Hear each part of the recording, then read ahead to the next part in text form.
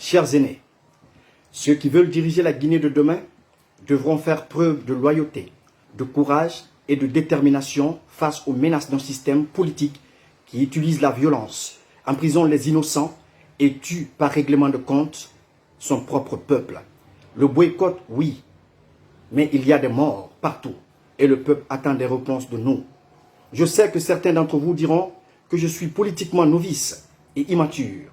D'autres diront que j'ignore totalement les règles et les dessous de cette confrérie des sorciers qu'on appelle politique. Mais comme des millions de Guinéens, je veux aussi des réponses. Combien de temps brandirons-nous encore et encore, comme un trophée de guerre, les images insupportables des victimes de ce système?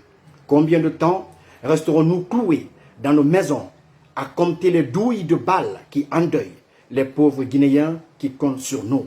À quel moment allons-nous servir de bouclier ou de véritable guide pour nos concitoyens qui n'ont demandé que vivre dans la paix et l'harmonie en ayant la liberté de choisir les dirigeants qu'ils veulent? Comme des millions de Guinéens, je veux aussi des réponses. Attendrons-nous la fin du massacre pour sortir et se mettre autour de la table avec ceux qu'on estime être les seuls et uniques responsables de ce massacre pour discuter du partage du gâteau? Attendrons-nous que le nombre de victimes atteigne le seuil approximatif ou maximal d'une crise à l'ivoirienne avant de s'asseoir en intellectuel et fin connaisseur politique pour crier victoire? Il n'y aura pas de victoire si l'on ne participe pas à la foire, foire de manifestation, foire de violence, car l'oppresseur a déjà défini la forme de l'oppression. Chers aînés, si vous ne pouvez pas, faites de la place, car la lutte se définit aujourd'hui par une virulence qui n'est pas de votre époque. Voilà pourquoi d'ailleurs les jeunes servent de bouclier au lieu du contraire. Il faut sortir de la bureaucratie et de la victimisation. Il faut aller au front avec les soldats sans hésitation. Il faut changer de fusil d'épaule et changer de stratégie, car le gibier que vous chassez contrôle la zone avec son armée impopulaire et anti-républicaine. Si les jeunes tombent et meurent en libérant la Guinée, aucun politique de votre âge, cher aîné, ne gouvernera la Guinée. Cher aîné, je ne suis ni fataliste, ni alarmiste, ni suicidaire. Mais comme des millions de Guinéens, je veux aussi des réponses. Malcolm X ne disait-il pas d'effacer le mot liberté de notre vocabulaire si l'on n'a pas le courage de mourir pour elle? Vous faites la guerre à un système avec la peur qu'il ne vous emprisonne, qu'il ne vous tue, qu'il ne vous empêche de contrôler votre business. C'est cette phobie de la peur, c'est cette phobie de la prison, je veux dire, et de la mort qui vous empêche de mener une vraie révolution. J'accuse, oui, je vous accuse d'avoir sciemment abandonné les enfants d'autrui mourir dans la rue sans être à côté.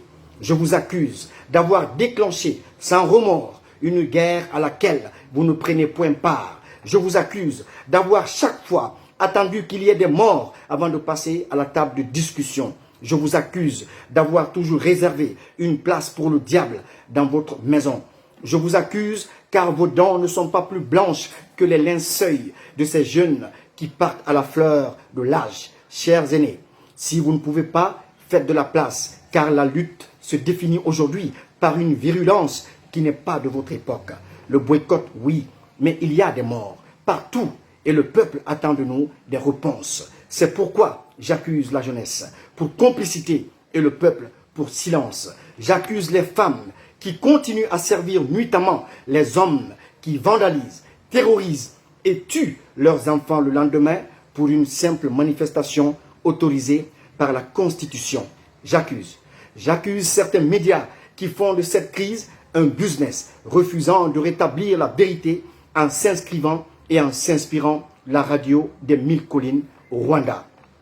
J'accuse les gouvernants qui donnent des ordres aux forces de l'ordre pour s'aimer le désordre et le chaos dans le pays afin de préserver leurs intérêts égoïstes.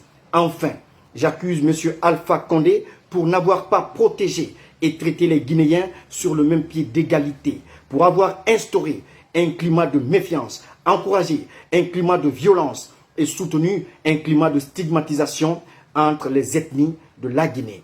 La conscience étant donc la béquille de l'intelligence, nous n'oublierons aucun acte barbare et antidémocratique posé par qui que ce soit. Les Guinéens, comme en 1958, finiront par se libérer des chaînes du condéisme, quel que soit le prix à payer.